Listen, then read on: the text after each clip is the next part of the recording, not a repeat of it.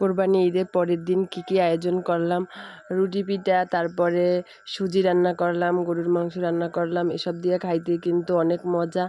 তারপরে তো মেহমান আসলো, কি করলাম, কিভাবে তাদের আপ্যায়ন করলাম, আজকের ভিডিওতে তাই থাকবে। সকালবেলা উঠে তো আম্মু বলতে আছে মানে চাউলের গুঁড়ি যে করে আনছি ওইগুলো সেদ্ধ করতে হবে রুটি পিঠা বানানোর জন্য। এই যে সুন্দর করে সেদ্ধ করে নিতে আসছে আমার মায়। আর রুটি পিঠা যত নরম করে সেদ্ধ করবেন রুটি পিঠাটা কিন্তু ততই ফুলবে আর নরম আর মজাও লাগবে।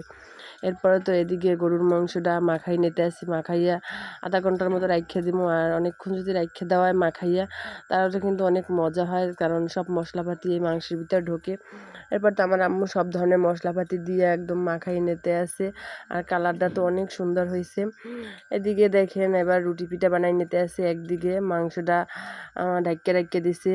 এইভাবে রুটি পিঠা কারা কারা বানান অবশ্যই কিন্তু কমেন্ট করে জানাবেন। এই তো আমার আম্মু সুন্দর করে প্যাড়া বানাই নিছে, একটা গ্লাসের দিয়ে কাটতে সুন্দর করে এক সমানভাবে।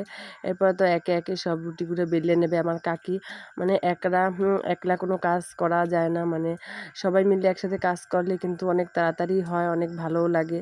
এই তো আমরা সবাই মিলে হাতে হাতে কাজ করতে আসি। এই যে আমার কাকি একে একে রুটি বেলে রাখতে আছে, আর আম্মু ওদিকে প্যাড়া বানাই দিতে আছে।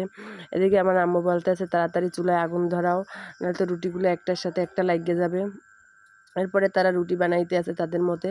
আমি চুলার কাছে চলে গেলাম, চুলার কাছে যেয়ে জাল ধরাইলাম। আর চুলার জাল ধরানোটা কিন্তু অনেক কষ্টের, আমি তবুও পারি, কারণ আমি প্রায় সময় চুলার জাল ধরাই। এরপর চুলার জালটা ধরাইয়া দুই পাশে দুইটা খোলা দিলাম। আর দুইটা খোলায় কিন্তু একজনে ভাজা সম্ভব না, তাই তো আমার আম্মু আবার আইছে। আমরা দুইজনে দুই পাশে রুটিগুলো বাজিয়ে নিতে আসি সুন্দর করে। আর রুটিগুলো কিন্তু মাশাআল্লাহ অনেক সুন্দরভাবে ফুলছে, অনেক ভালো হয়েছে। এর মধ্যে তো মেহমান এসে পড়ছে, আমার বোনের জামাই বোন, তাদেরকে আম কাইটে দিলাম, শরবত বানিয়ে দিলাম, তারা খাইতে আছে।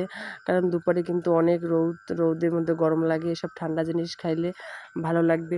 এরপরে আবার কাজে ফিরে এলাম, এসে সব রুটিগুলো সুন্দর করে রাখলাম সাজাইয়া। আর রুটি যদি একটার উপর একটা রাখা হয় তাহলে রুটিগুলো কিন্তু নরম থাকে, তাই তো আমি সব রুটিগুলো একটার উপর একটা রেখে দিলাম।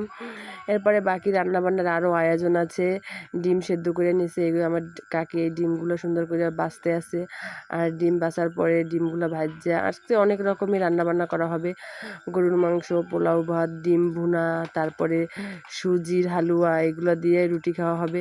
এই রান্নাবান্নার প্রস্তুতি চলতে আছে। এরপরে তো পোলাও দিলাম বসাইয়ে, পোলাও দেওয়ার পরে এবার সুজি রান্নার পালা। আর সুজিটা কিন্তু আসলে প্যাকেটে সুজি দিয়ে রান্না হয় না, চাউলের গুঁড়া দিয়ে সুজি রান্না হয়েছে। এই যে তেজপাতা, এলাচ, দারুচিনি দিয়ে চিনি দিয়ে সুন্দর মতো রান্না করা হয়েছে। অবশেষে কিন্তু আমাদের রান্নাবান্না শেষ। আর